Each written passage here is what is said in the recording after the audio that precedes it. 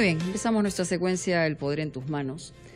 Y en estas tratamos todos los temas que estén vinculados a buscar esta reforma, esta transformación, primero en la mirada de lo importante que es una democracia y de lo trascendental que deben ser las instituciones y la transparencia. Y por otro lado, analizando la conducta de nuestras autoridades. Y lo que tenemos al frente es que hoy día mismo está preferencial. Y unos tienen una mirada, otros tienen otra mirada. Sin embargo, creo que ha habido un esfuerzo de los entes electorales para plantear una reforma en conjunto. Y la verdad es que es muy difícil ponerle el cascabel al gato, porque son los congresistas quienes tienen que aprobar proyectos de ley que finalmente los van a afectar, porque afectan a los que quieren ir a una reelección y afectan a los que vienen y afectan a los llamados grupos o movimientos que se ponen en alianza para un determinado proceso electoral y no refuerzan los partidos políticos, que son las estructuras básicas que debería tener una democracia con la solidez que esto implica, pero no lo tenemos. Tenemos una gran fragilidad democrática e institucional. Y entonces, desde mi punto de vista, nada cosas en la medida que no se empiece por el principio y por lo fundamental, que es, primero, por lo menos desde mi mirada, de dónde viene la plata, cómo viene la plata, la transparencia de las finanzas en una candidatura electoral, porque de eso va a depender que vaya gente distinta a los puestos que son elegidos. Al doctor Carlomagno Salcedo, que es especialista en Derecho Electoral, para hablar de estos temas, ¿no? ¿Cuáles son estas leyes que se han aprobado en el Congreso? ¿Cuáles han dejado? ¿Por qué una cosa a medias finalmente no va a resultar en un cambio importante? Y eso es lo que yo veo y percibo, más allá de los achaques, digamos, políticos o interesados que puedan haber de último minuto. ¿Cómo está? Gracias por estar aquí, doctor Salcedo. Muchas gracias, Mónica. En efecto, yo coincido fundamentalmente con la idea de que lo que se ha estado haciendo en estos últimos tiempos es tratar de aprobar algunas reformas que son como pequeños parches, pero que en su conjunto no llegan a constituir una reforma integral que se necesita. Desde nuestro punto de vista, una reforma integral debería por lo menos comprender tres aspectos en relación a fortalecer a los partidos políticos.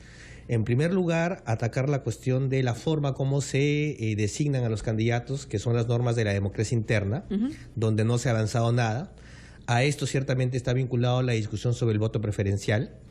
Y lo que resulta que tiene que ir junto con esto es la cuestión del financiamiento. Estas tres cuestiones deberían verse de manera integral. Debe haber sido como un trípode, digamos. Y ese trípode no se ha hecho, ¿no? Ciertamente, en lo que corresponde a la relación entre voto preferencial y democracia interna, lo que se ha visto es que es evidente que la actitud del Congreso no ha sido de avanzar a una reforma que fortalezca a los partidos.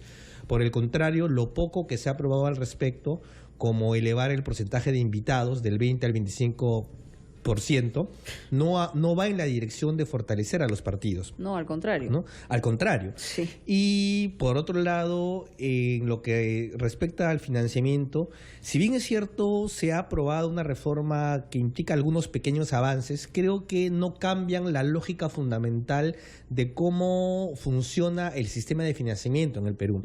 Y en realidad yo no creo que más allá de algunas atribuciones que se le dan a la OMPE, ¿no? Algunas precisiones, yo no creo que se vaya a evitar que eventualmente dinero ilícito entre en la política como ya está ocurriendo. Puede ser dinero ilícito, pero puede ser también un dinero de prebenda. O sea, puede ser un dinero hasta empresarial o de otros países, de otros lugares, que hipoteca en muchas ocasiones las decisiones que pueda tomar libremente ese que es acogido como inquilino de Palacio de Gobierno por los 5 años que dure el periodo. Entonces ahí hay un problema de fondo, ¿no? Sí, en efecto, y en ese sentido, más bien lo que ha hecho esta reciente reforma aprobada la semana pasada ha sido elevar los topes de lo que una misma persona o empresa podía dar al partido de 60 UITs a 200 UITs. Claro. Ha triplicado. ¿Qué pasaba? Ahora va a ser peor. O sea, ahora digamos, si yo, que soy un político, le debo más dinero a un solo financista, obviamente que hay un compromiso, ¿no? Un compromiso que está implícito, porque ciertamente en la política no existe el altruismo, ¿no? No, existen intereses. ¿No? Y en ese sentido es lo que uno tiene que estar mirando como ciudadano para ver el que menos comprometido a intereses ajenos al país es el que debemos elegir para que pueda llevar las riendas y que tenga la capacidad de hacerlo. ¿Qué cosas se hacía? Y eso lo hemos estado haciendo y diciendo a través de los medios de comunicación desde hace muchísimo tiempo. Estas cantidades se dividían en diferentes... Si yo soy empresario y quería meter en una campaña $1 millón o $1 millón, lo que hacía era buscarme 10 o 15 diferentes y entonces simple y llanamente colocaba la posibilidad de un donante. Eso ha pasado con todos los partidos, empezando por el de gobierno, ha pasado por todos. Y ahora van a buscar a menos gente y entonces van a poner las mismas cantidades, porque finalmente no son solamente esas cantidades que llegan al bolsillo de un partido, de una alianza o de un grupete de gente que está en la cúpula, ¿no?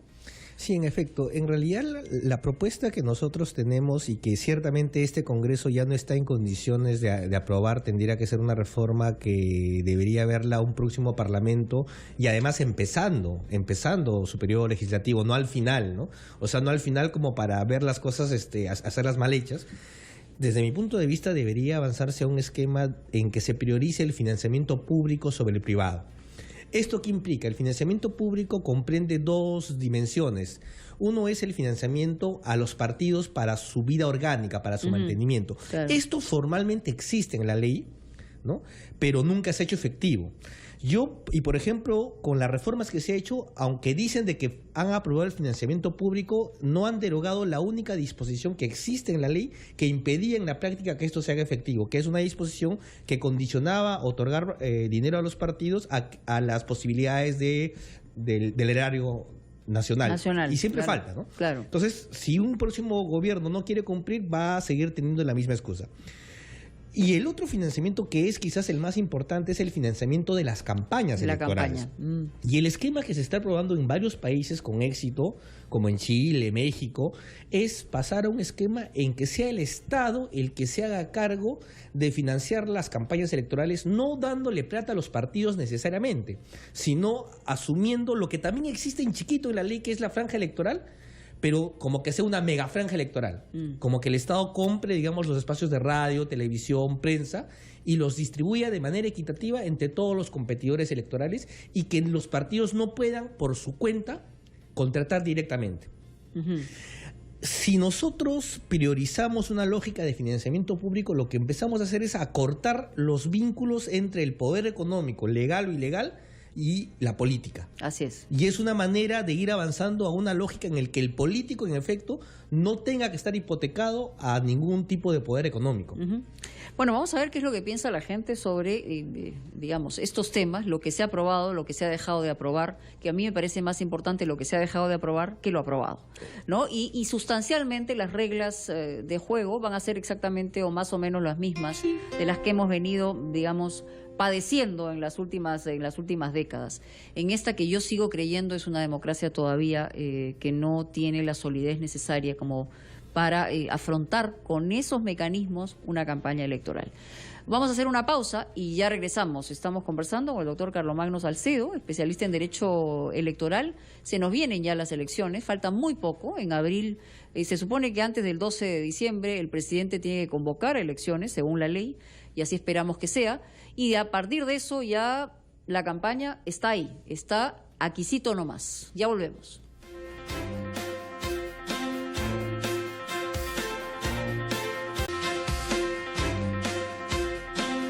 Muy bien, estamos de regreso aquí en Radio Capital y en Capital TV. Y estamos hablando de las reglas de juego electoral, ¿no? Si vale la pena cambios de último minuto, no vale la pena. Como digo, se está insistiendo en la discusión del voto preferencial y yo quisiera su opinión clara respecto a la conformación de listas, cómo se ha venido haciendo y qué pasaría si solamente se apruebe el tema del voto, de la eliminación del voto preferencial. Sí, mire, yo desde el año 2007 por lo menos he sido uno de los que se ha opuesto a que se suprima el voto preferencial si esta medida no va acompañada o no forma parte de una reforma más integral que tenga como un elemento fundamental la reforma de la forma como se eligen a los candidatos. En el esquema que nosotros hemos planteado, apostamos por un proceso de elecciones primarias, de ser posible abiertas y organizadas por los organismos electorales. Pero algunos se pueden decir, bueno, eso los estamos haciendo, ¿no? No, pero es que en realidad no es lo mismo a que una elección la haga el partido mismo, donde la práctica nos dice que existen muchas maneras en que la cúpula controla al comité electoral del partido, a que la elección sea responsabilidad de la OMP. Del ente electoral. Con digamos un padrón electoral hecho por el RENIEC y con una fiscalización del jurado. No es lo mismo. En muchos países ya se está empezando a un esquema de elecciones primarias, como en Argentina, en Chile, en Uruguay, y finalmente estas elecciones se organizan en un solo día. Son elecciones en las que puede ir cualquier ciudadano y el resultado de las listas que se confeccionan son las que se someten en la elección general. Claro. Entonces, si las listas se confeccionan de esa manera, democrática, con los militantes... Ahí no cabe el voto preferencial. Entonces, de alguna manera, esa suerte de voto preferencial se ejerce en la elección primaria. Correcto. Con lo cual, allí sí tendría sentido suprimir el voto preferencial. Pero si no se hace de esta manera, lo que ocurre actualmente es que el factor fundamental para conformar listas de candidatos son los aportes de campaña. Y lo único que se haría sería cotizar los primeros puestos de las listas. Digamos, el puesto 1, 2, 3, que tendrían más expectativas de entrar, ya no exigirían aportes de campaña de 100.000 o 200.000 dólares. Sino más arriba, se cotiza mejor, pues. Claro, sí. Lógico. Entonces, es un tema de negocio. Es un tema de negocio. Porque hay un mercado negro en la política que está funcionando hace mucho tiempo, lamentablemente. Bueno, vamos a darle la oportunidad a la gente de hablar por teléfono para... primero empezar por la aprobación de este financiamiento a los partidos políticos de parte, digamos, del Estado, ¿no? De parte del ente público. ¿Les parece, no les parece? Hubo un momento donde hubo un gran rechazo de esta posibilidad, porque decía, encima no hacen nada y le vamos a sacar plata de todos nosotros, que son de nuestros impuestos, para que estos señores postulen. Esa era una pregunta y una reflexión válida, creo que se hacía la gente. Pero esto ya fue aprobado por el Congreso. 212-5353-0824-82. Y son temas importantes. Yo creo que a la gente le aburre mucho estos temas, porque dice las cosas van a ser las mismas, no va a cambiar absolutamente nada.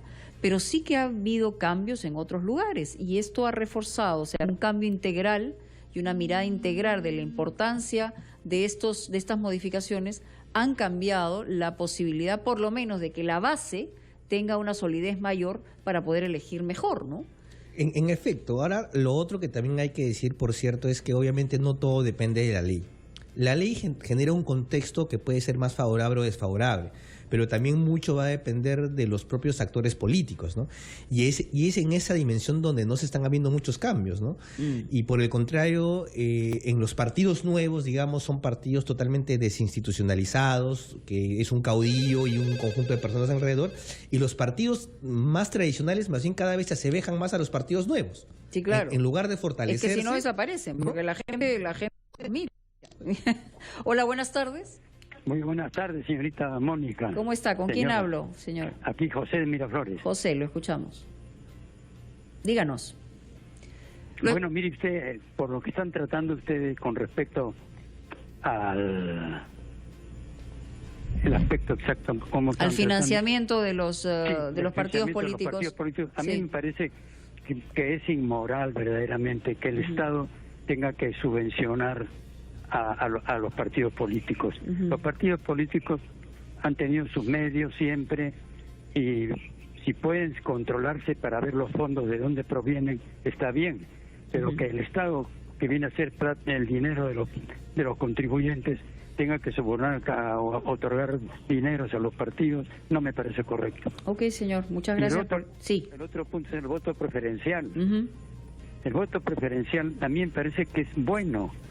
¿Por qué? Porque permite que el votante, el ciudadano, escoja dentro de la lista que presenta el partido, que generalmente es manejado por una cúpula, de acuerdo a las simpatías o los intereses que tienen entre ellos, entonces colocan a la gente que a ellos les conviene. Pero de repente el ciudadano que es simpatizante o miembro de ese partido tiene cierta preferencia por alguien.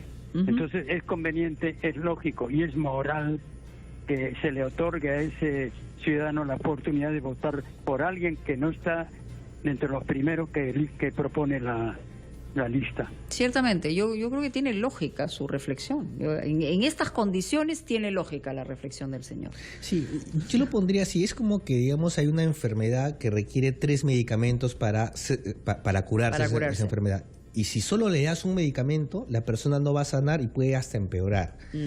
En efecto, yo entiendo la lógica de todos los ciudadanos que se oponen al financiamiento, porque si vamos a financiar a estos partidos que dan espectáculos como el que hemos visto el día de ayer, que se mentan la madre en el Congreso, horroroso, que se insultan, si ese es el referente de políticos, obviamente uno va a decir, oye, ¿cómo voy a financiar a este tipo de políticos? Pero si lo vemos como una medida integral en la cual lo primero que le exigimos al partido es una conducta de verdad democrática, se rompen las cúpulas, ¿no? Se permite una meritocracia, que sean los mejores los que lleguen dentro de la misma agrupación. Entonces, en esa lógica, más bien que se corte el financiamiento fundamentalmente de lo privado, sí es una garantía. ¿Por qué? Porque en realidad hay algo bien interesante. Los partidos son los primeros en no querer recibir financiamiento público. A los partidos no les interesa. ¿Por qué? Porque saben que con eso también viene el control. O sea, que porque lo fiscalizan a los partidos y no fiscalizan a los individuos. O sea, ahí está el problema. Aló, buenas tardes. Aló, buenas tardes. ¿Qué tal? Bienvenido a Capital. Su nombre, por favor. Iván de San Miguel. Iván, escuchamos. Estoy totalmente de acuerdo con lo que habló el señor anterior. El financiar a los partidos políticos es un acto inmoral. Y sobre el voto preferencial debe existir, porque yo tengo la elección de elegir a quien yo quiera. Buenas tardes. El derecho será. Muy bien, sí. Hasta ahora, sí, efectivamente, mientras haya el voto preferencial, existe y asiste el derecho a cualquier persona a elegir a quien quiera. Y no solamente a la gente que está en los primeros puestos, que son los más fijos en entrar si es que tienen, digamos, un porcentaje de votación, sino a quienes puedan estar en las últimas filas, pero que tienen un trabajo, digamos, publicitario personal, individual, ¿no? Aló, buenas tardes. ¿Tenemos otra llamada? ¿Sí?